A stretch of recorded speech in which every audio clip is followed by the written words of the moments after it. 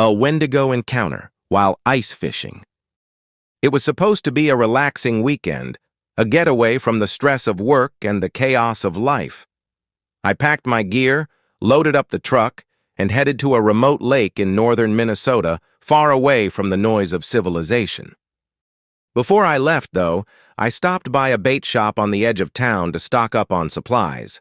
The place was old, with faded signs and dusty shelves, but the owner seemed friendly enough, a grizzled man in his 60s who looked like he'd spent most of his life outdoors.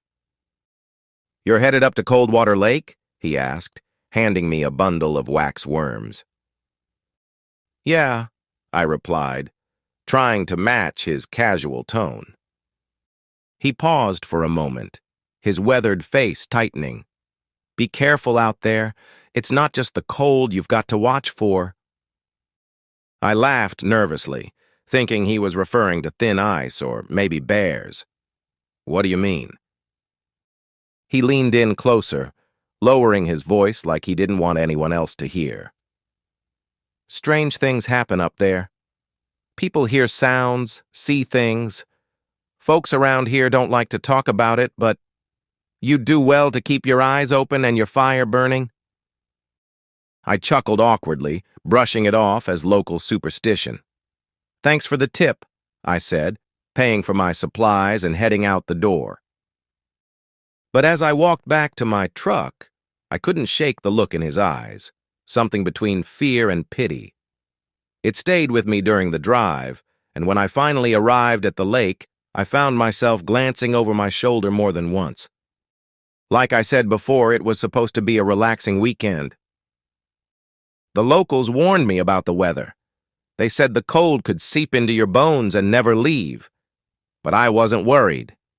I'd ice fished a dozen times before and thought I knew the dangers. Boy, was I wrong. The lake was a vast, frozen sheet of white, surrounded by dense pine trees that seemed to stretch endlessly into the sky. I set up my tent in the middle of the lake, drilled a hole in the ice, and settled in for what I hoped would be a peaceful day of fishing. As the sun dipped below the horizon, the temperature plummeted. The stillness of the lake became unnerving. No wind, no sounds, just silence. It was as if the world had been put on mute. That's when I heard it. A faint, distant scream. It wasn't the howl of a wolf or the cry of an owl. It was human, but not quite. A wail that carried pain, hunger, and something primal. I froze, my breath fogging the air as I strained to listen. The sound came again, closer this time, echoing across the icy expanse. I told myself it was just the wind, but deep down I knew better. The ice beneath me groaned and cracked, a sound every ice fisherman fears. But this wasn't the natural settling of the ice. It felt purposeful, as if something massive was moving beneath me. Panic set in. I grabbed my flashlight and scanned the lake. That's when I saw it. At the edge of the trees, a figure stood, tall and impossibly thin. Its eyes glowed like embers in the darkness, piercing through the shadows and locking onto me. Antlers jutted from its head, twisted and jagged, and its skeletal face was stretched into a horrific grin. It stepped onto the ice with unnatural grace, its long, clawed hands dragging against the surface. The scream came again, but this time it was in my head, a deafening roar that filled my mind with images of starvation, death, and despair. I scrambled to pack my gear, my hands shaking so badly I could barely zip my bag. The creature moved closer, its body convulsing as if it were struggling to contain itself.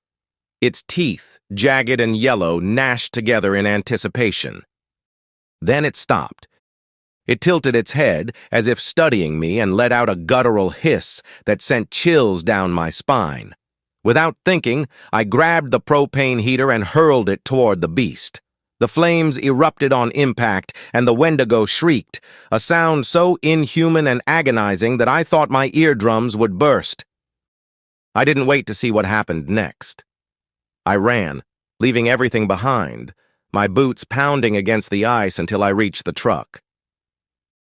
As I sped away, I glanced in the rearview mirror. The lake was empty, but I swear I could still hear the faint echo of that scream, following me through the night.